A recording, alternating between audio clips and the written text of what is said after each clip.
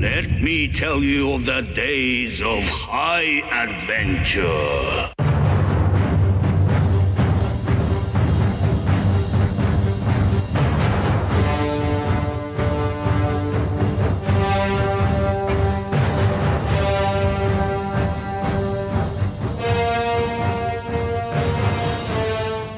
Hello, I'm Kevin. Hey guys, this is John. And this is 6 Degrees of Schwarzenegger, the podcast where we take a long, hard look back at some of our favorite action movies from the era of Arnold.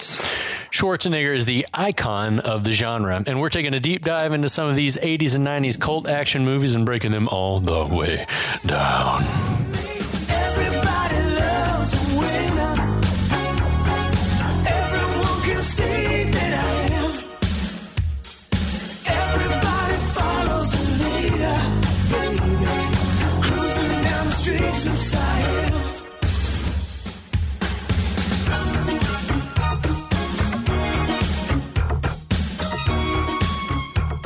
What's up, John? How you feeling?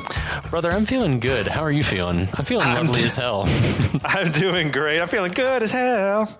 Yeah. Have made it practically to the end of Kickboxer here. That's right. Awesome flick. So A lot has happened. Yeah.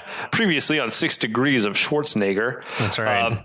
Xian had taken Kurt to a bar where he proceeded to impress everyone with both his dance moves and ass-kicking ability. He sort of wrangled his way into getting a fight with a real contender who That's he right. mopped the floor with. And then he tells Freddie Lee, I want to fight with Tong Po, the big bad. So Freddie Lee gives the clenched fist of affirmation. And the fight is on. So Kurt's brother Eric, who has previously been crippled by Tong Po, he's gotten out of the hospital. The invitation for a fight has been extended by Tong Po to Kurt, so it's basically going to be on.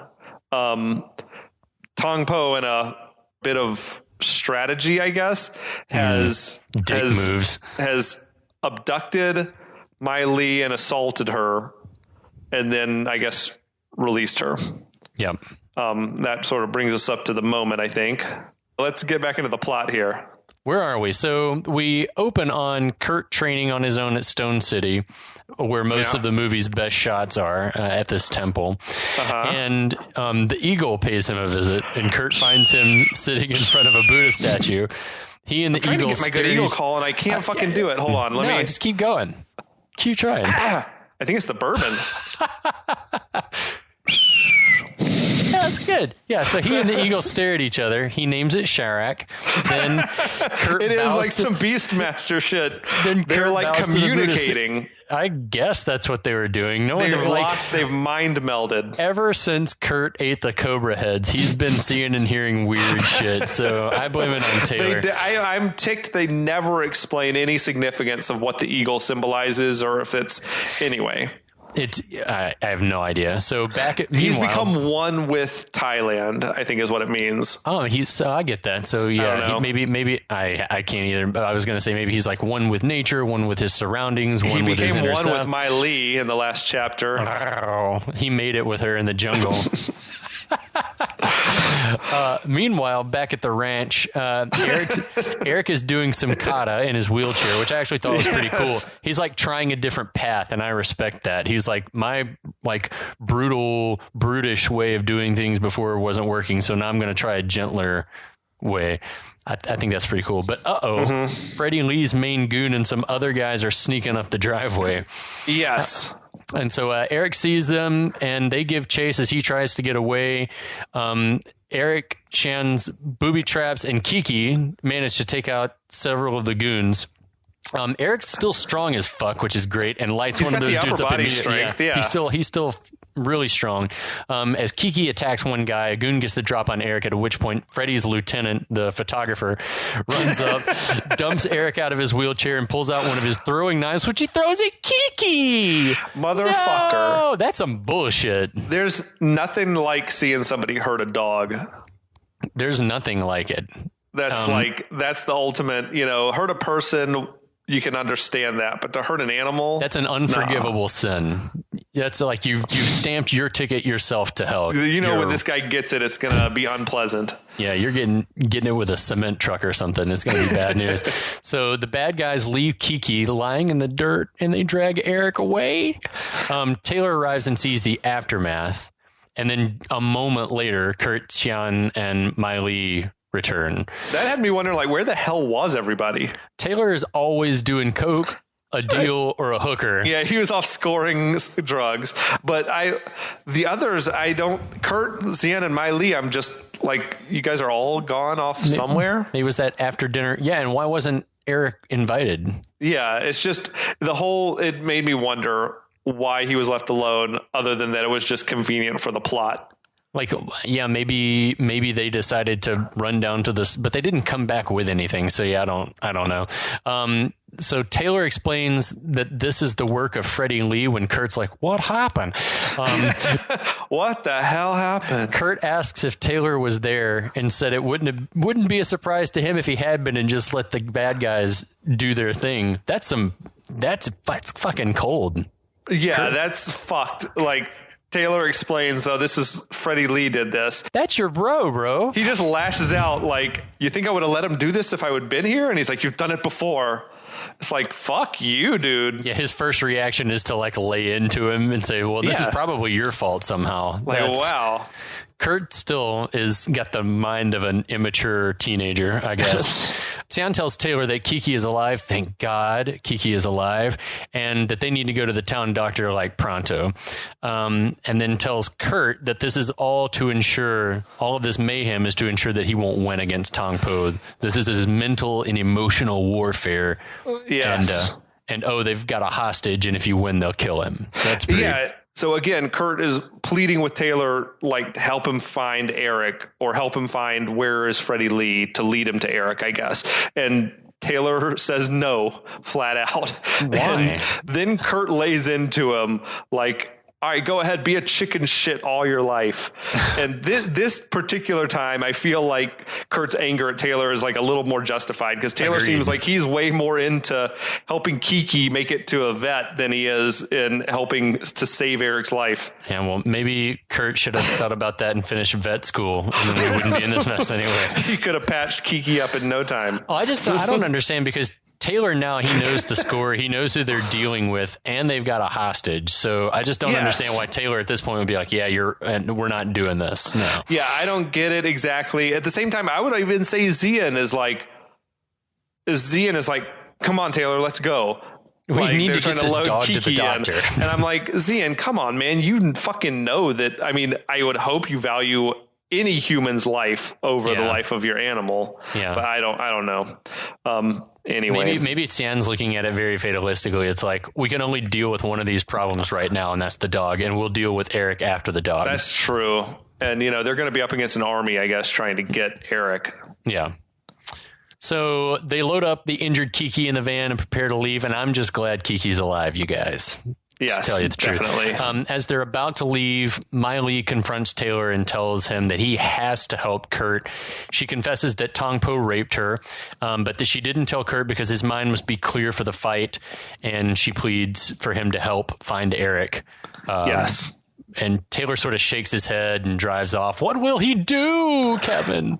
Only time will tell. It seemed like Miley's plea is what finally moved Taylor. Right. To recognize that this situation, this cannot stand. This is a line in the sand. He remembered he was Kurt's ride or die. He had forgotten for a moment. This aggression will not stand.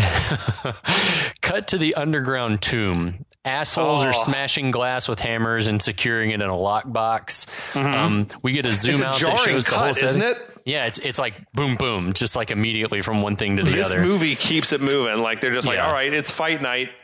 Yeah, it's very, very abrupt. We get a zoom out that shows the whole setting, and it looks like a good place for a kumite or a fight location for a Mortal Kombat fight. I wonder if that was on a soundstage or if that was real.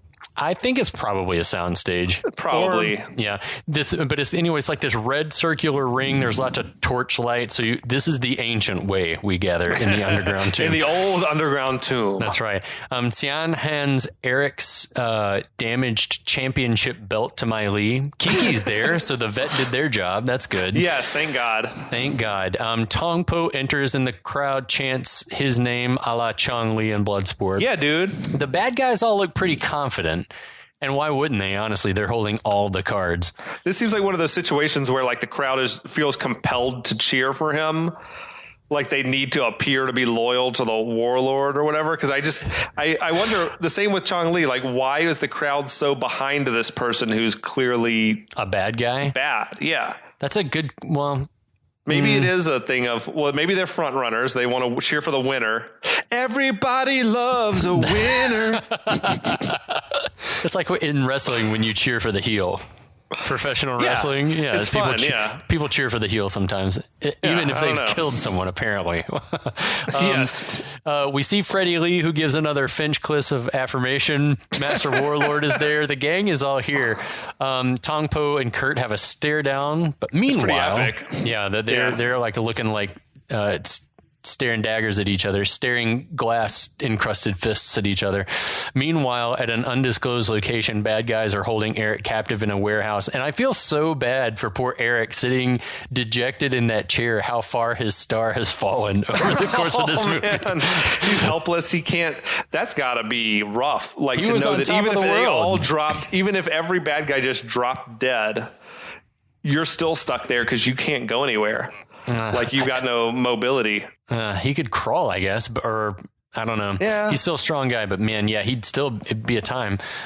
There's dudes playing cards in there, and there's also just prominently a very sharp hook hanging from the ceiling, like in the foreground. And the moment you see that hook, man, you know it's going into somebody. I didn't think that. I was so wrapped up in the surrounding that I didn't even think that about the hook. You can't show me a hook that sharp and not have it penetrate somebody. It's going in some bad guy at some point. Yeah, definitely. Someone's going to feel the wrath of that hook. That hook is going into. I love it. Meanwhile, back at the old underground tomb, Kurt and Tong Po are having their hands wrapped up in hemp rope. I like that Mai Li is doing Kurt's wrapping. Like she knows what's up. She knows how to do that. Yeah. I just thought that was an interesting touch, that she's familiar with the old ways, at least in that regard. She knows how to do a wrapping for like a boxing. Yeah. This isn't her first kumite. Is it not? That's weird. Who was she kumiteing before with? I don't know. Ex-boyfriends. That's what she was alluding to earlier in the movie. A lot have come before you. They all died. That's why he stopped training people, because everybody was fucking Mai Li. All of my ex-boyfriends. That's a shame. Mai Li's a good girl. She's a good girl. We see Freddy send his main goon away. We're not really sure why. And at that moment Xian is gone. Yeah, and then Kurt notices that Xian's disappeared as well.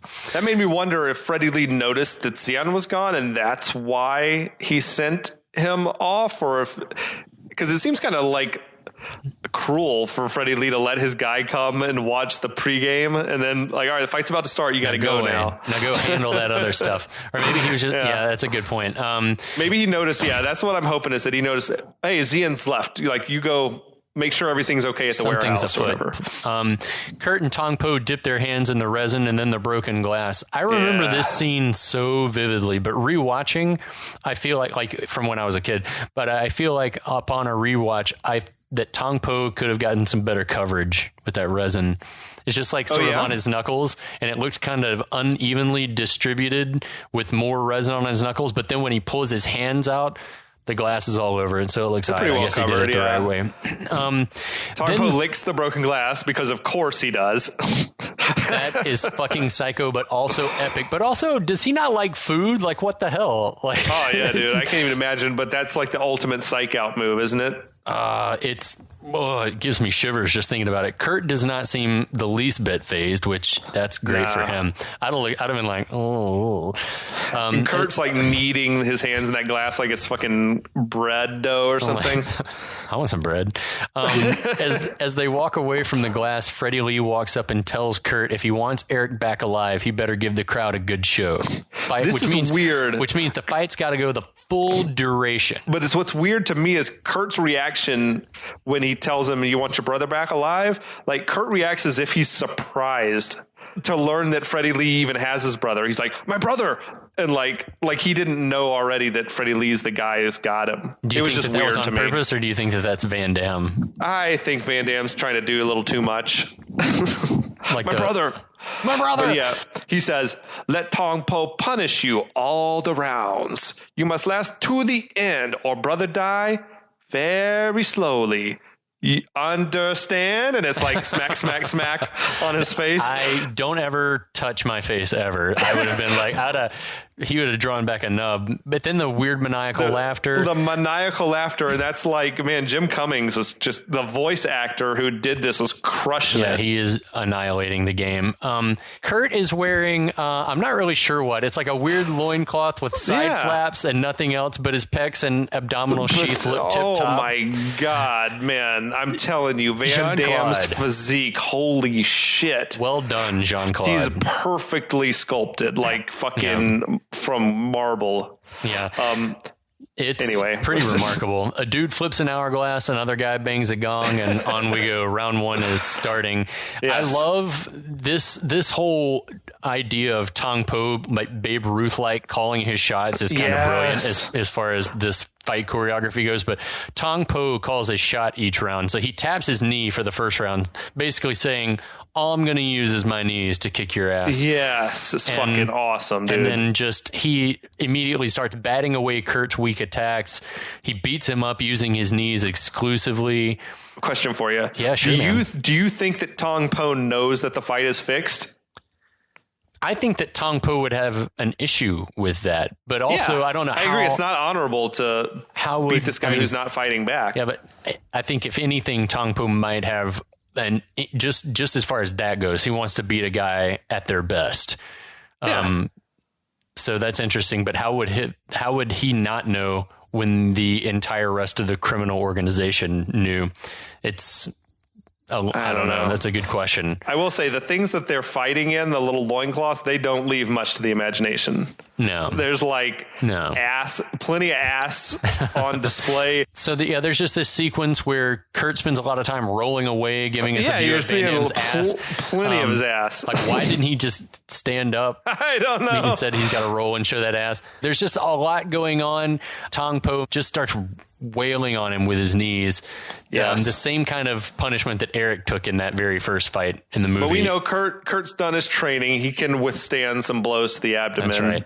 A gong mercifully ends the round. Yes. And Tong Po shows restraint because I feel like he was getting ready to really tee off on him some more, and then the gong goes and he just I think he wanted this fight for the most part to go down the right way. But he wants to honor the ancient way or whatever, I guess. If nothing else, honor the ancient way. That's my rule book. Back at the warehouse, Tian's rocking the shit and beating up some guards. Yep. He finds the keys because that's what he was looking for. Switch back over immediately to the fight. Tong Po taps his elbows this time. Yes. And then proceeds to whip ass with elbows for a little while. It's basically a replay of the first round, except for elbows instead of knees. I noticed watching throughout this fight, Tong Po's prominent shoulder tattoo jumps back and forth from one shoulder to the other. Oh, yeah. Especially in this round. But it's like this thing, I guess. I don't know if you're familiar. I took film classes, but there's this thing called the 180-degree rule, which is like, it's kind of like the same way you watch a stage show. You're only watching from one side. Mm-hmm. Like if you've got, say, Van Damme on the right and Tong Po on the left, like it's jarring to the audience if all of a sudden you cut to the other side of that, the 180-degree side that you're on. Okay. Like, and see if all of a sudden they were flipped and Van Damme was on the left and Tong Po's on the right or whatever, then it throws you off. So I think that the people who are editing this film must have decided that better that we flip the film over and hope no one notices that the tattoo moved than to all of a sudden have Tong Po moving in a direction that isn't in sync with the direction he should have been moving based on the last action that we saw or something. That makes sense. But yeah, it is weird though to see the tattoo just jump. For the most part, it stays in place, but there's like probably 5 or 6 times that it's just randomly on a different shoulder. Odd. I mean, I think I noticed the fact that it switched back and forth, but I didn't know about the 180 rule. So thanks for enlightening me on that. That's very cool. I knew that they switched film sometimes, just the orientation of the film, but I did not know about that. That's why we're here, folks, to inform. And to enjoy alcohol. That's right. If you're not drinking, you're doing it wrong. Oh my God. At the warehouse, Xian rams a driverless car through the wall of the building. He surprises one guy, but then he's immediately surrounded by men with guns. It's not the best rescue mission ever. Yeah, Xian, he ambushes that one guy and does an awesome like flying kick. Yeah. And then there's just a dozen guys pointing guns at him. It's like he didn't really plan this that well. Either that or he did plan it really well. That's true. Because of what happens. The main goon gives the order to kill Xian, and he has one of the knives. Yeah. That is recognizable. It's a very distinct knife, the one that was stuck in Kiki with the like jewels or whatever in the handle. And he's like, kill him. And then and Xian sees that knife and recognizes it, and they get that like the fury of a man whose dog has been injured takes over. That dude is not long for the world. But before they can kill Xian, machine gun fire rips through the room and Freddy's crew, and we see some close-up shots of someone with an M16A something, one of the ones with like a grenade launcher attached to it. Yeah, dude, it's like the fucking gun that Arnold had in Predator. Yeah. The gun is cool. Sweet. I remember kids used to come to school with like gun magazines. Isn't that weird? Like in like third or fourth grade, like would come to school with like gun magazines. I was into it even when I worked at my very first job at like age 15 or something, working at Publix. I would sometimes in the magazine section check out the gun, like guns and ammo or whatever. That's so interesting. Yeah, man. Fascination with guns. It's a thing. It's our country. It's movies. Even Eric gets in on the action. He's beating up guards. He's badass.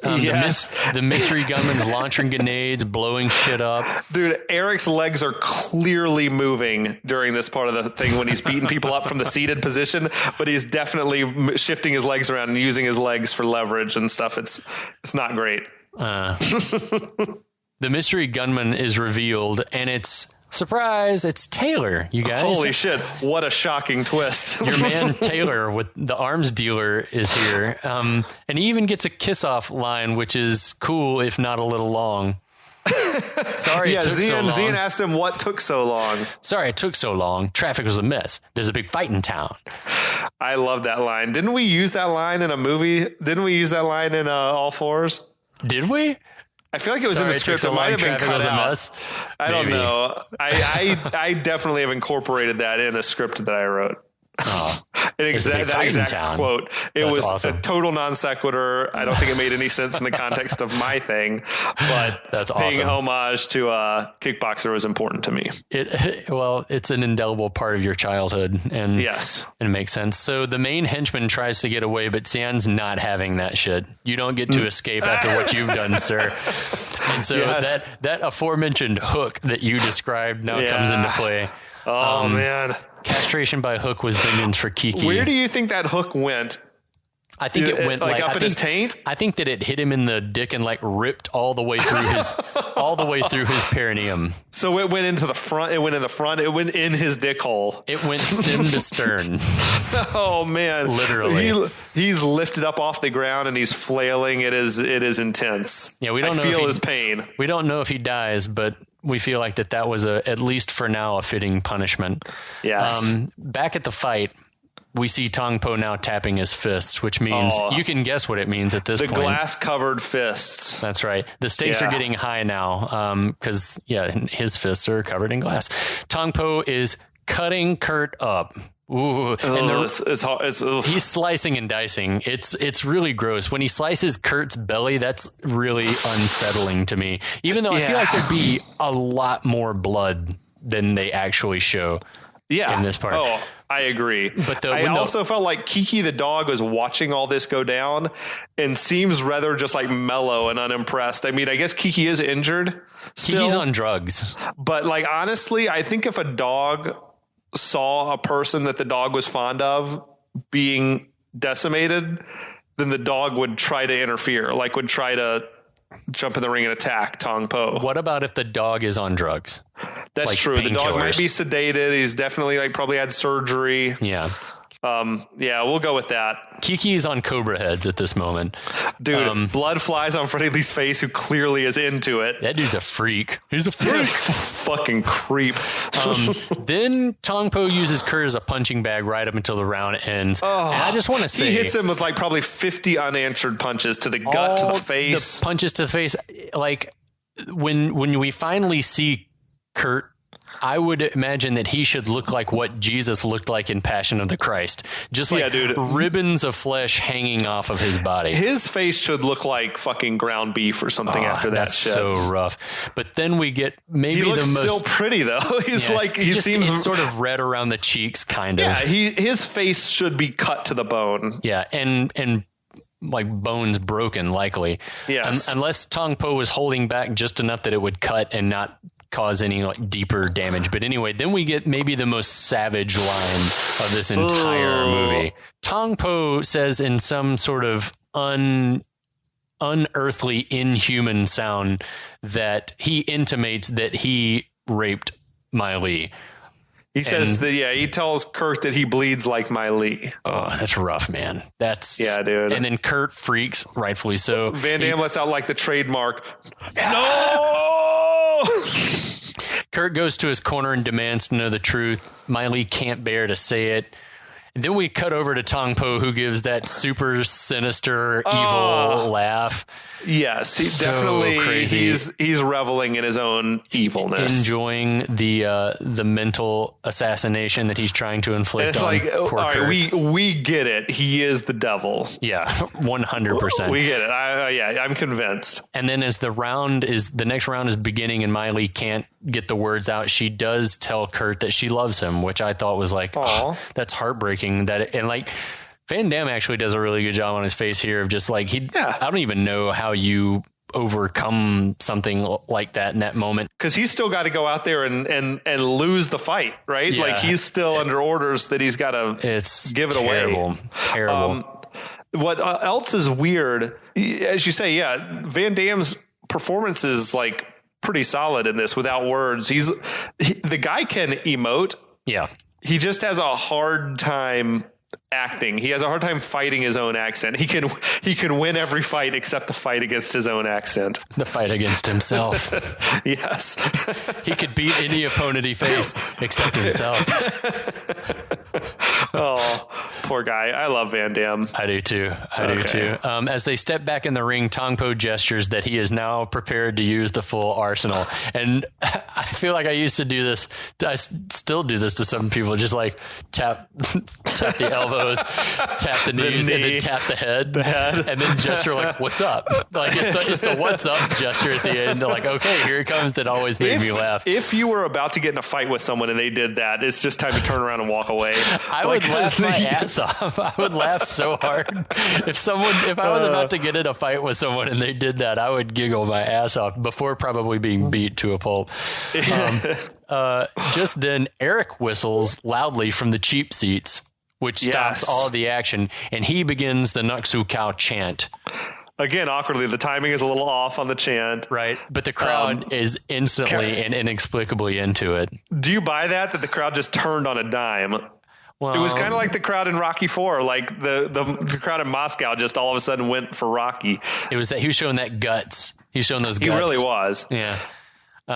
So Kurt has that vision, like a flashback. He sees the eagle. He sees Sharak and the warriors of old at the Stone City, and he gets juiced. He gets amped up. He turns and tells Mai Li to cut the ropes off his hands. What? Mm-hmm. As she's doing it, Tong Po approaches. He's coming, and he tells her not to worry. Yeah. Because just as she's finishing up, he turns and gets his first blow of the entire fight in. He makes Tong Po bleed his own blood, Kevin.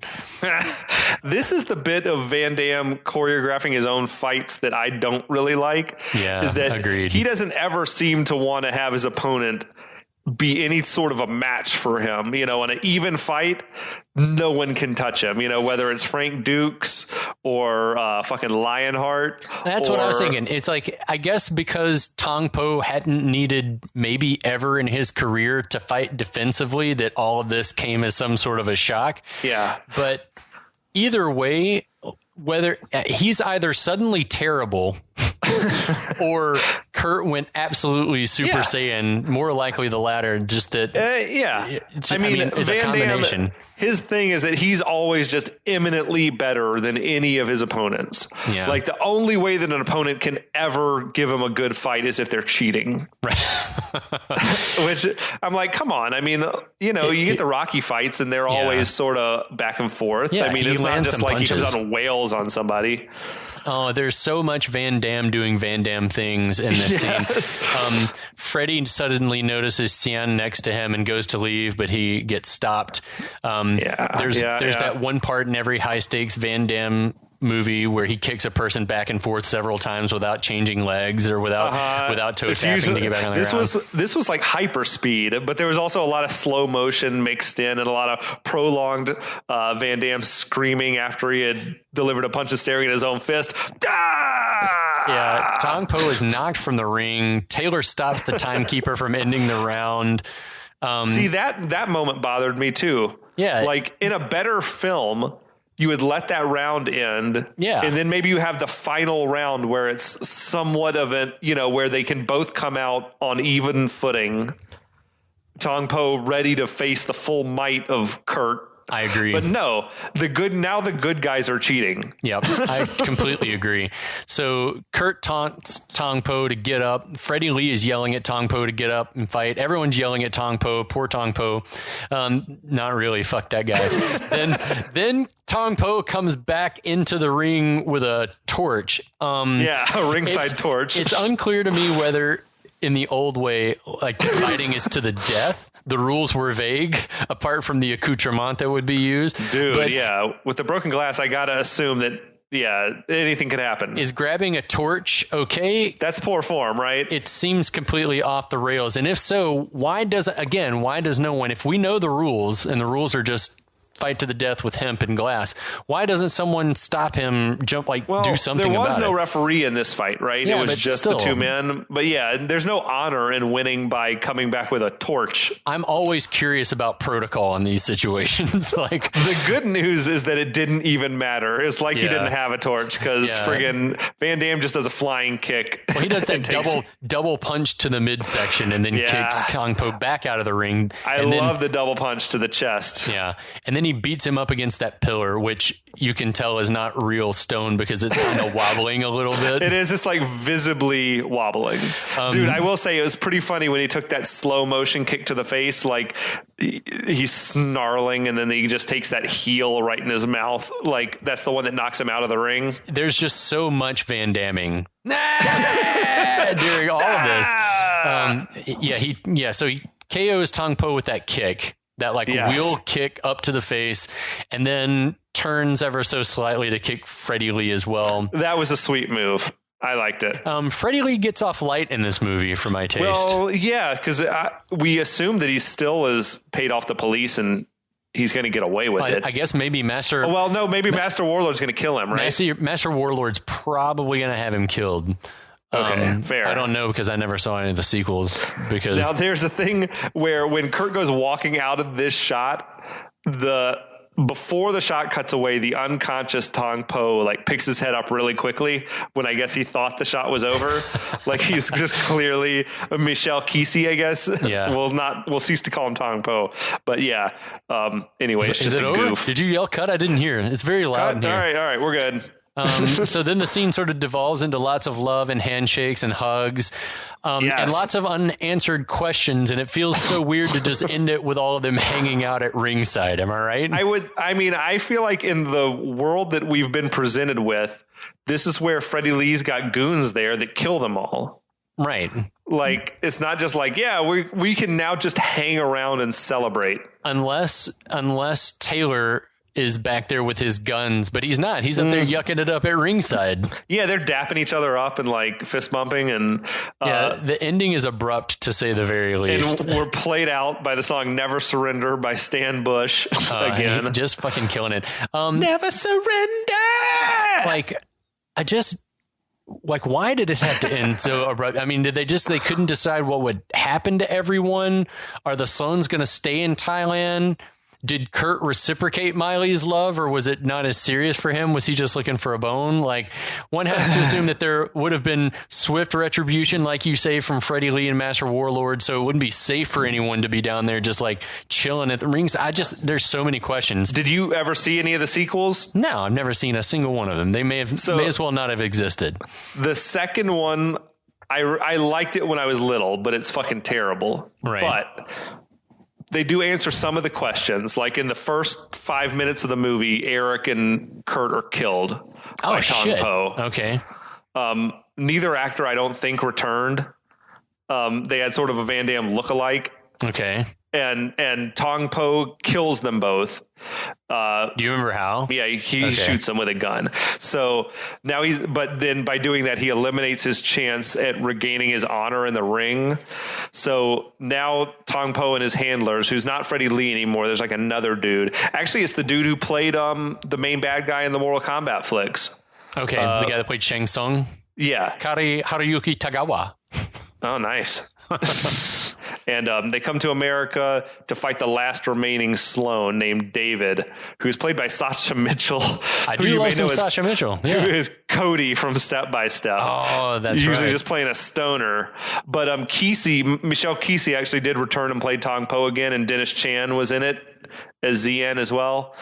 And it's kind of fun. And then there was Kickboxer 3, The Art of War, it was called, which was odd. It had David Sloan and Xian busting up like a child sex ring in Brazil.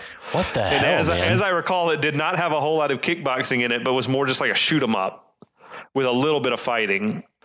Like he was down there to be a kickboxing champion, and there was a Brazilian whatever, I don't know. The dude who organized the fight also had like a child sex ring, and it's just weird. I might have to check out the second one. The second one's cool. With Cousin Cody. That's so funny. Then the fourth one, Kickboxer 4, The Aggressor, had only Sasha Mitchell in it. I remember this one used to play late at night on USA a lot. And David Sloan, that's Sasha Mitchell, has been framed for murder by Tong Po, who's still around.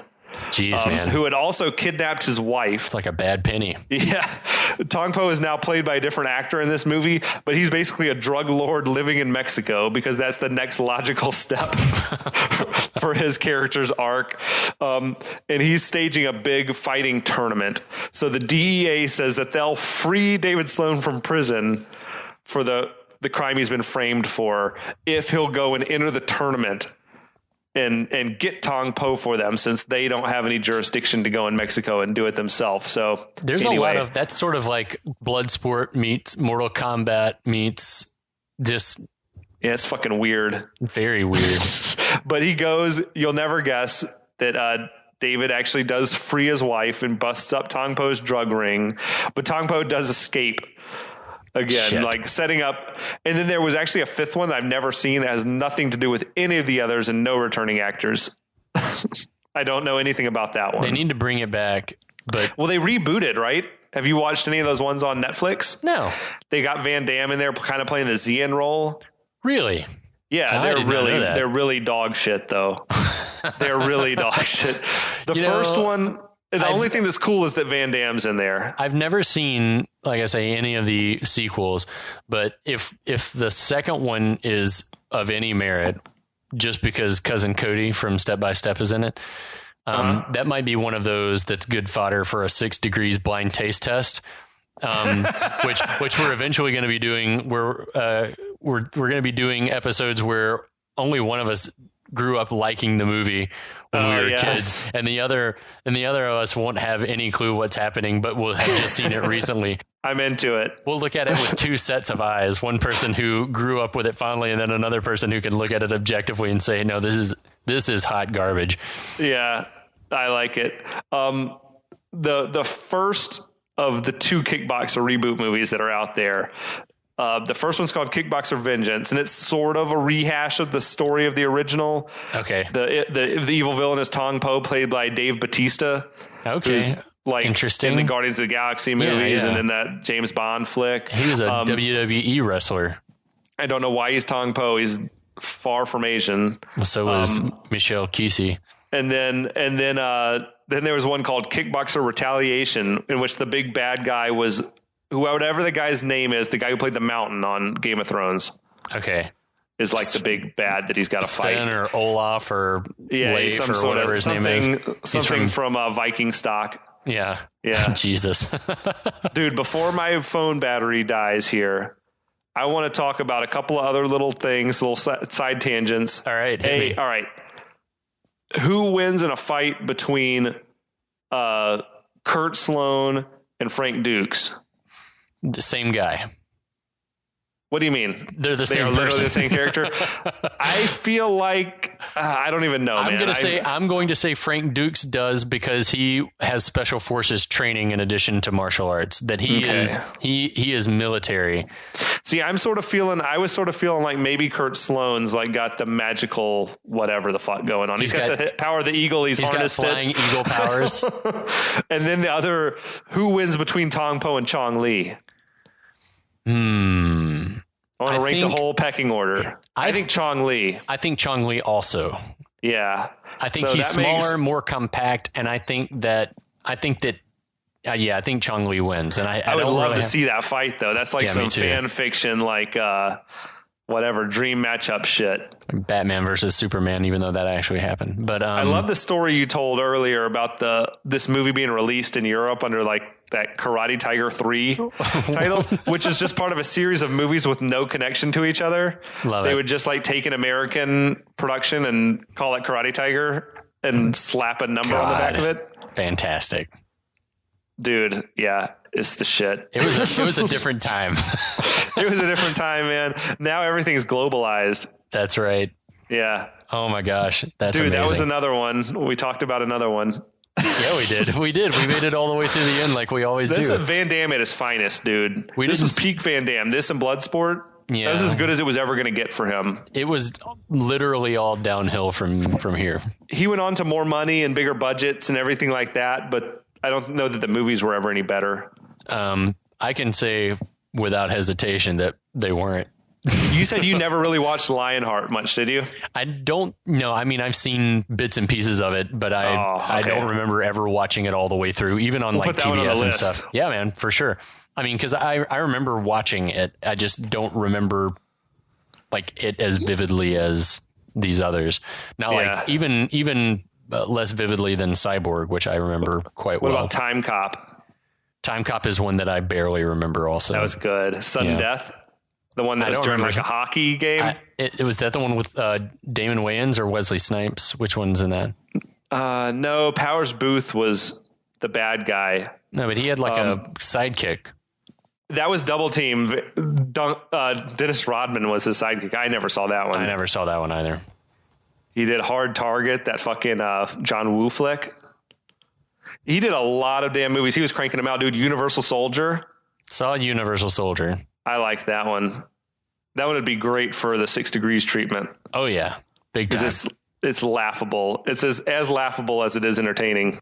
With lots to look forward to. Lots to look forward to for you guys at home. There's a lot on the horizon here. There's a never-ending supply of these movies, and I fucking love them. Hope you guys are ready to continue the journey with us. Not on this movie, but on others. This movie's over. No, we have said everything there is to say and then some. I think we need to put a pin in it. We said some things that shouldn't have been said, I think. But hope you guys have enjoyed it. Hope you guys are all staying safe and sane at home, keeping healthy, taking care of yourselves.